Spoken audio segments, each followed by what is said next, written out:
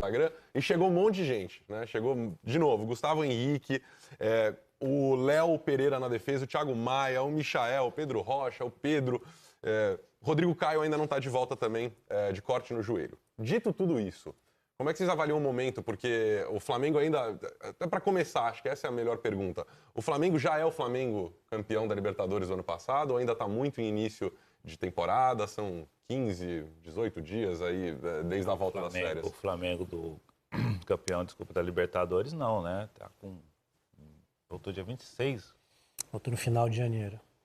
Dia 26, então, temos... 15 dias de 15 trabalho. dias, Não tem como, fisicamente, tecnicamente, psicologicamente, os jogadores ainda estão adquirindo ainda, jogaram dois jogos,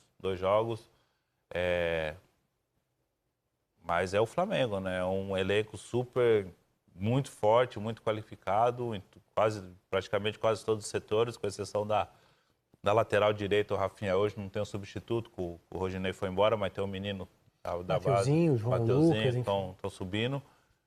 E o Fluminense chega num momento bom. Acho que chega no melhor momento para chegar e enfrentar o Flamengo. Acho que não existe um momento melhor, né? A equipe está bem, está confiante. Vantagem do empate. Tem a vantagem do empate, vem do resultado expressivo contra o rival Botafogo, 3-0. A equipe jogando bem, não só o Nenê se destacando, mas a equipe jogando, né? O setor ofensivo, o meio-campo marcando bem. Eu acho que teremos um grande jogo amanhã no Maracanã. Lógico, o Flamengo, por tudo que vive, pelo elenco que tem, leva um favoritismo, mesmo o Fluminense nesse bom momento, mas é um favoritismo muito leve, muito pouco. Eu acho que amanhã teremos um grande jogo no Maracanã. Daqui a pouco a gente vai mostrar um pouco das opiniões dos jogadores de Flamengo e Fluminense sobre o favoritismo. É muito diferente, todo ano é a mesma coisa, né? Os jogadores buscam tirar o corpo fora, dizer, olha, é um clássico, tudo pode acontecer. Mas falaram um pouco, tanto jogadores de Fla e de Flu. Das poucas dúvidas que a gente tem do trabalho do Jorge Jesus, do Mister, do que ele vai colocar em campo, acompanhando os últimos jogos e os treinamentos, fica uma certa dúvida entre Gerson ou Diego, que é destaque no Globoesporte.com hoje. Não uma dúvida de titularidade, mas de momento. O Diego, no fim do ano passado, voltou a ser um cara decisivo, importante. Para vocês, tem uma dúvida? Quer dizer, para mim, hoje parece claro o Gerson um jogador que não pode perder a vaga. Mas, sei lá, Diego é o Diego, enfim. É uma briga ali? Ou... O Jesus falou sobre isso, enfim, não é parabenizar, mas ele elogiou muito o que foi o retorno do Diego pós-lesão, né? A importância dele no segundo tempo contra o River, a reta final de temporada acima da média. Então, assim, acho que ele tem recebido essas oportunidades e um certo revezamento com o Gerson, passando muito por isso. Pelo respeito à volta dele. E eu acho que é um Flamengo que, em 2020, não que o Jesus seja extremamente adepto dessa questão, mas eu acho que vai rodar mais o elenco. Não é abrir mão da sua equipe principal, mas é ter um número absoluto de jogos. Lá em dezembro, considerando uma segunda conquista de Libertadores, uma outra oportunidade dentro do Mundial de Clubes, as competições. De não fazer com que os jogadores, os principais jogadores, o 11 titular, esteja batendo 60, 70 jogos na temporada. Eu imagino que esse possa ser um objetivo esse ano. Até porque o elenco está efetivamente encorpado. O Flamengo tem como sustentar um nível de atuação com 2, 3, 4 trocas em determinados jogos. É um mês de fevereiro bem pesado nesse sentido. O Flamengo tem 3 decisões, né? Tem esse clássico e você logo na sequência vai ter a Supercopa contra o Atlético. E a Recopa. Tem a final o primeiro jogo de Recopa contra o Independente Del Valle, a final da Taça Guanabara e a volta da Recopa Sul-Americana. Tudo em sequência, 5 jogos seguidos, todos dentro de fevereiro. É muito pesado você dar uma resposta tão cedo dentro da temporada com o mesmo time em 5 jogos, quarta e domingo. E essa é uma realidade que o Flamengo pode encarar. No ano passado, quando todo mundo imaginava que o Flamengo rodaria um pouco mais, o Jesus bancou, sustentou. Mas foi reclamar disso no Mundial. Né? Então, assim... Mas bancou, sustentou durante a temporada toda. Durante a temporada. Dizendo, o jogador está aqui para correr. Mas é possível que para os grandes momentos do ano, o Flamengo utilize um elenco que ficou ainda mais impressionante dentro dessa temporada. Vamos ouvir o Gerson, o Joker, e sua visão sobre o clássico. Daqui a pouquinho, Sérgio? Não, vamos ouvir agora o Gerson. Não, Gerson não. Vamos ver o campinho do Flamengo, então. Vamos ver como é que o Flamengo deve chegar. Lembrando, é um jogo com uma disputa em jogo único, né? Essa semifinal da Guanabara. E o Fluminense chega com a vantagem do empate. É gigantesca essa vantagem. Eu acho enorme isso. Chegar podendo não ganhar e classificar. Enfim, o Flamengo vem com essa seleção quase aí. Diego Alves, Rafinha, Gustavo Henrique e Léo Pereira. Uma defesa nova do Fla. Felipe Luiz e René. Quer dizer, Felipe Luiz é o titular, o René como alternativa. Vamos ver. William Arão e Gerson, Arrascaeta e Everton Ribeiro e Gabigol ao lado do Bruno Henrique. Claro, impossível a gente não mencionar o fato de que o Pedro também já entrou e se adaptou, já está fazendo gols. O Michael começou agora a mostrar um pouco do que ele tem para oferecer, mas vai ser muito difícil mexer nesse quarteto fantástico ali como titular, como base do elenco para 2020, né? Eu ainda acho que depende mais do Pedro do que de qualquer outra coisa. Pelo Pedro ser um jogador que o Jesus preza muito. A característica esse 9 dele, centroavante. de área, que sabe jogar, dá continuidade às jogadas, mas que tem uma presença diária e um único toque na bola para resolver as jogadas que o Jesus gosta. Ele sempre gostou de centroavante. É. Né? Ele trabalhou Sempre com o Lima, né? Ele trabalhou com o Lima no Benfica, Oscar trabalhou Cardoso, com o Oscar, Taquara Cardoso. com o próprio Jonas, né? Chegou a utilizar o Jonas como esse e também como um segundo então, cara ele de gosta, movimentação. ele gosta desse jogador e o Pedro é o jogador que parece que já está ambientado ou... Chegou pronto. É um jogador diferente, o Pedro, né? Dessa safra de centroavante, de definidor que a gente... Essa safra, né? A gente fala, tempos do falso 9, aquela Quem são coisa... hoje os 9 para a seleção? Porque eu lembro que antes da lesão do Pedro era uma certeza, assim, Pedro é o futuro da 9 do Brasil, aí teve a lesão e a gente começou a rediscutir tudo isso. Claro, tem o Firmino, A gente tem Firmino, nomes enormes ali. Gabriel Jesus ainda, que são jogadores muito bons, que a gente vê muito, a gente acompanha muito mais o futebol brasileiro, a gente fala do Gabriel, do Pedro, mas a gente pode esquecer do Firmino e do próprio Gabriel Jesus também, outros jogadores aparecendo. Agora apareceu o centroavante do Benfica lá, um brasileiro que está jogando lá. Carlos Eduardo. Está fazendo muito gol, é um jogador Cunha, muito bom. Matheus Cunha jogando muito. Aí tem Matheus Cunha, ou seja, a gente tem muitos jogadores assim, mas o Pedro é... A facilidade que o Pedro tem para definir as jogadas dentro da área. E quando ele sai dentro da área, a capacidade dele de fazer um 2, de deixar o companheiro na cara do gol também é impressionante, o Pedro. Ou seja, o Jesus está bem servido. O Flamengo só tem que... Acho que tomar um pouco de cuidado, porque no ano passado, nos jogos, quando foi um jogo só mata-mata, o Flamengo teve... Apanhou um pouco. Né? A dificuldade, o próprio final, a final contra o River, contra o Liverpool, assim, é um jogo só, tudo pode acontecer. A gente sabe quando tem 2 jogos, ida e volta na casa do adversário, em casa do Flamengo, no Maracanã é muito forte, mas um jogo só, tudo pode acontecer. E isso aí... uma vitória do Fluminense amanhã, uma vitória do Atlético Paranaense na Supercopa, pode abrir possibilidade para esses jogadores que chegarem, tá aparecendo uma vaga ali, porque com o Jesus é um tipo de treinador, é o seguinte, o time do Flamengo titular foi esse que apareceu aí, que terminou jogando o ano passado. Mas a partir do momento que Pedro começar a mostrar, que Michael começar a mostrar, o Henrique começar a mostrar, o próprio Léo Pereira começar a mostrar, e os jogadores que vinham jogando derem uma acomodada, os outros vão entrar e vão jogar. É isso, e o Flu com a vantagem do empate deve se postar para aproveitar o contra-ataque, naturalmente, então nada demais uma derrota do Flamengo para o Fluminense, eu acho que é favoritismo muito difícil nesse momento, né? O Reinier, menino de ouro do Flamengo nas últimas temporadas, o Rafa me corrija porque ele sabe muito mais de base do que eu, mas eu li em muitos lugares que o Reinier, nos seus bons anos de base, era considerado por alguns um dos melhores jogadores do mundo da base. Desde o Sub-15, grande muito destaque. observado. E, enfim, em cima de tudo isso, saiu a venda dele para o Real Madrid. O Reinier publicou um vídeo nas redes sociais agradecendo ao Flamengo, fazendo uma homenagem a tudo que ele passou no Fla. A gente mostra para vocês agora e depois fala do... Quem substitui o Reinier? Quem pode ser o melhor 12º homem, se na NBA a gente tem o melhor 6º homem? Acho que o Reinier era o primeiro jogador a entrar, né? O primeiro reserva ali do Flamengo. Fala, Reinier, boa sorte em Madrid. Vamos ver a despedida dele do Flamengo. Quando cheguei no Flamengo, aos 12 anos, com o sonho de ser jogador e tendo o Zico como referência, nem imaginava o quanto esse clube seria importante na minha vida. Foram 6 anos de muitos ensinamentos e com a ajuda de Deus, da minha família e daquelas 10 estrelas que hoje brilham no céu, eu subi para o profissional. Foi tudo muito intenso. O primeiro treino, o primeiro jogo, o primeiro Maraca lotado, o primeiro gol, o segundo, o terceiro. Veio a Liberta e o Brasileiro. E veio também o Madrid, que me levará agora para outra jornada. Não será fácil olhar daqui para frente e não sentir o calor de uma nação inteira, que te apoia, que te abraça e que canta por você. Obrigado, Flamengo, por abrir as portas do mundo. Obrigado, nação, por tudo. Sempre serei um garoto do mundo. Sempre será um garoto do Ninho, vai brilhar lá em Madrid, certamente vai ser muito bem recebido pelo Vini.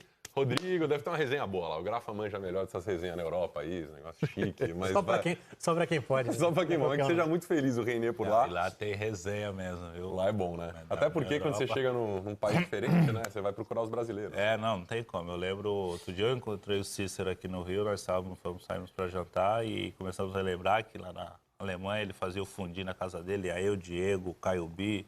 Olha, a gente ficava até 4 horas da manhã na casa dele, lá fora menos 15 graus, e a gente lá dentro na resenha. E na Europa é isso, né? Somente quando tem 3, 4, 5 brasileiros no clube só, se juntam. A resenha Boa sorte pro Reinier por lá. Eu acho que vai dar muito certo. Claro, imagino que, como todos, ele deva começar no Castilha, lá no Real B, ou enfim, ou ser emprestado. Esse era o desenho de um primeiro momento ou o empréstimo assim que chegasse, né? Bom, prometi declarações de jogadores de Fly-Flu. Temos o Gilberto do Fluminense, lateral, falando sobre a rivalidade com o Flamengo, a dificuldade e a expectativa para o jogo da semifinal. Fala aí, Gilberto. Não sou muito de defender um favoritismo muito grande quando se fala de clássico, né? Acho que clássico é clássico, qualquer um pode estar num dia melhor e vencer o jogo, então o Fluminense também é um time muito grande. O Flamengo é óbvio que na questão financeira sai na frente não só dos clubes cariocas, mas em todos os clubes brasileiros também. Briga com o Palmeiras, e enfim, então isso é nítido, mas dentro de campo a gente sabe que são 11 contra 11 e quem tiver mais vontade de vencer, quem tiver num dia melhor, pode conseguir a vitória. Então acredito que no clássico não tem isso e a rivalidade vai falar mais alta. Bom, o Fluminense tem também, como o Flamengo, algumas partidas decisivas nesse mês. Na semana que vem tem União La Calera, né, o jogo de volta do 1-1, e Copa do Brasil na semana seguinte contra o Motoclube. Muito bem. Esse ataque do Fluminense, muito rápido, o trabalho do Odair, acho que possibilitando diferentes maneiras do Flu jogar. Vamos colocar o campinho aí do Flu, o time que deve entrar em campo amanhã. O Muriel, Lucas Claro e Digão no meio, Egídio, Colé Just, Egídio aqui do Flu, e Gilberto nas laterais, Yuri, Henrique e Nenê, esse novo meio do Fluminense, e na frente este ataque que agora encaixa do Odair Hellmann, Marcos Paulo, Evanilson e Wellington Silva, ataque rápido. Só para reorganizar, né? Yuri e Henrique lado a lado, Nenê com liberdade. Nenê mais à frente, né? E o Wellington Silva partindo de um canto do campo. Ele até pode inverter o Wellington Silva e Marcos Paulo, mas o Evanilson centralizado. É um bom Fluminense num primeiro momento, pelas ideias do Odair que ele tem aplicado e pelo que a equipe ainda pode evoluir com todo mundo mais alinhado, mais homogêneo. Marcos Paulo e Evanilson iniciaram a temporada depois, jogadores chegaram, o Fernando Pacheco, por exemplo, peruano, acabou de chegar do pré-olímpico, ainda não está completamente desenhado o que são as opções de meio campo do Fluminense. O Nenê começa a temporada voando. O Sardinha lembra a gente, por exemplo, o Nino é titular absoluto no sistema defensivo. Você tem o Matheus Ferraz com ótimo passe na linha de defesa. Tem muitas opções para essa montagem. Equilibrar a leveza e a velocidade desses jogadores de frente, de laterais que chegam a uma equipe que tem a sua experiência, que tem a sua qualidade, que também cadencia o jogo, é o grande marco nesse trabalho do Odair. As primeiras impressões são muito boas. Mas a gente sempre fala que estadual também dá uma enganada. Então, a grande dificuldade é você conseguir relativizar isso pela questão do estadual. Esse jogo contra o Flamengo tem um peso, né, nesse sentido, principalmente porque, se você olhar o desenho dessa equipe, o jogo contra o Botafogo foi um atropelo. E ainda assim, no momento de recompor defensivamente, né, na transição defensiva, o Fluminense sentiu. Então, assim, contra o Flamengo, é um espaço que você não pode dar. Porque o Flamengo é uma equipe que não vai, de forma alguma, perdoar um espaço excessivo no momento de se reorganizar para defender. E eu acho que o Fluminense ainda não está completamente ajustado nesse sentido. Há um desnível. O Fluminense, para mim, está acima de Botafogo e Vasco, mas reconhecidamente descolado do Flamengo. Pela vantagem do empate, pelo momento da temporada, é completamente plausível que se classifique. A vantagem do Flu você tem 2 resultados em 3, é fantástico. Mas é importante reconhecer essa questão de que, mesmo sendo muito início de temporada para o Flamengo, há um desnível. E até a sequência de trabalho do Jesus da última temporada para cá é um trunfo. É pouco tempo? Ele chegou no meio do ano passado. Mas é muito superior em termos de ajuste, de entendimento da equipe, do que o Odair, que acabou de chegar, né? E está realizando uma pré-temporada com jogos em andamento, na realidade. É bem isso. E esse jogo foi a primeira vez que essa equipe jogou, né? Contra o Botafogo. Essa equipe com esse desenho. Evanilson e Marcos Paulo, essa escalação eles aí, entraram como opção contra o Lacalheira, mas não estavam nem inteiros para jogarem no Aliás, o ataque inteiro não era completo contra o Lacalheira, né? Tava todo mundo fora, o Wellington Silva estreou nesse retorno ao Fluminense agora, contra o Botafogo. Com relação ao Nenê, já que a gente estava falando dele, ele é o atual artilheiro do Campeonato Carioca, quem diria? O Nenê tá com 5 gols, até porque ele também fez as vias de atacante em jogos que o Odair teve esses problemas de compor o ataque. Mas foi muito elogiada a pré-temporada do Nenê, que estava se esforçando muito, se dedicando muito e voltou muito bem. Como é que você avalia isso, Grafa? Porque o jogador, só ele sabe o ritmo dele, a idade dele, o que o corpo pede, não pede. O Nenê encontrou algum lugar ali, nos 30 e tantos anos, ainda uma vontade de se dedicar especialmente para essa temporada? Se você for perguntar para o Nenê qual a diferença, qual o fator que está fazendo a principal diferença para ele agora, ele vai falar que é a pré-temporada. Porque realmente, para um jogador de 35 anos, você fazer uma pré-temporada completa, fazer bem, não ter problemas de lesões nem nada, você já sai na frente, porque ele já tem a experiência de ter jogado em vários clubes ao redor do mundo e aqui no Brasil. Ele sabe os atalhos do campo. Aí ele faz uma pré-temporada. Isso. E ele tá bem, aí estando bem, ele falou depois do jogo. Eu 38 anos, 38, viu? 38. Nenê parece 35, corpinho de 35. Estando bem fisicamente, a condição técnica sobressai tranquilamente. Ele é um jogador que depende da condição física e ele fez uma pré-temporada. E não só para ele, mas para os outros jogadores também. Ano passado ele chegou no Fluminense, que ele veio do São Paulo, ele não vinha jogando no São Paulo, vinha sem sequência de jogo, sem ritmo de jogo, e até entrar no ritmo. No meio de temporada você não consegue fazer uma intertemporada no meio de temporada. Ou seja, agora que ele fez a pré-temporada, eu acho que é o fator determinante. Qualidade ele sempre teve, técnica ele sempre teve. Agora ele estando bem fisicamente, ele consegue render, fazer gol, jogar bem. O futuro é dos quarentões do futebol, estou dizendo, porque a gente está vendo em vários esportes do planeta, com os avanços científicos e da fisiologia, os caras chegando aos 40 e tantos anos, muito melhores do que eu, com meus 30. O que faz a grande diferença hoje no mundo esportivo, hoje eu estava na academia até conversando com o personal sobre isso, o trabalho preventivo hoje que dá essa longevidade aos jogadores, aos atletas profissionais. Não só no futebol, no basquete, a prevenção, que antigamente não existia prevenção, só existia o quê? Acontecia a lesão e tinha o tratamento. Hoje tem a prevenção e isso ajuda em muitos jogadores. Bom, temos mais uma... Desculpa, Fred. Eu guardaria o Nenê no bolso mais pra frente na temporada. Já falei sobre isso. Ele tá voando. É indiscutível. É muito difícil não querer aproveitar o grande momento. E ele é um cara extremamente fominha nesse sentido. Quando já ele tá falou bem, sobre isso no Troca. Mas eu acho que o ano do Fluminense vai encontrar, em determinado momento, uma importância muito maior pro Nenê do que esse momento agora. Então, forçar a barra, sequência de quarta e domingo, por mais que seja legal se afirmar, tentar um título de Taça Guanabara, é um tanto pesado se você pensar em acúmulo de jogos lá na frente. Mas tem mais uma análise tática, porque o Fluminense do Fernando Diniz se caracterizou, como todos os times do Fernando Diniz, em assustar os seus torcedores quando ele sai jogando, aquele toque de bola incessante, mas esse aí é o Flu do Odair Hellmann. E a gente separou esse gol do Nenê na partida contra o Botafogo, onde acontecem 32 toques envolvendo 10 jogadores do Fluminense durante 40 segundos. O Botafogo não vê a cor da bola nesse lance e acho que já é um sinalizador tanto da vontade, da entrega deste Fluminense como do trabalho do Odair, né? Porque isso aí passa por treino, por tática, saber se colocar dentro de campo, né? Sim, é uma equipe mais equilibrada do que a do Diniz, mas ainda assim que tem o seu momento de circular a bola, de acelerar jogo, de definir jogada. Para mim, a única ressalva é a questão do relativizar o que você está enfrentando e em que momento da temporada isso ocorre. Né? Nesse caso, um Botafogo ainda muito em pré-temporada. É muito difícil que rodar a bola naquela condição contra o Flamengo, que é o próximo adversário, você encontre a facilidade e a passividade do adversário na movimentação que permita a bola rodar de um lado da defesa para o outro lado, encontre alguém livre no meio-campo para dar sequência no lado oposto. O Fluminense teve muita liberdade no jogo. Isso é muito no início, é o primeiro gol do Nenê. Então, assim, o jogo estava 0-0. A gente esperaria uma outra postura de parte a parte. Foi um ritmo muito lento do Botafogo no início contra um Fluminense muito ajustado. O Fluminense tem ideias melhores, jogadores num momento melhor e fez um jogo, primeiro tempo, então, muito superior. Mas relativizar é importante, porque o jogo muito abaixo do Botafogo também influenciou no que foram os bons momentos do Fluminense. A gente vai para um intervalo rapidinho, Grafa, para acertar essa bola naquele ritmo ali. Nossa. É complicado, né? Quem vê esse gol do Nenê algumas vezes aí, que chapada do Nenê. Intervalo rapidinho no Troca de Passes, 00:10, quase 00:10. Fica ligado com a gente, a madruga tá boa, temos muito futebol, NBA no Sport TV 2 rolando com Boston Celtics em quadra enfrentando os Houston Rockets.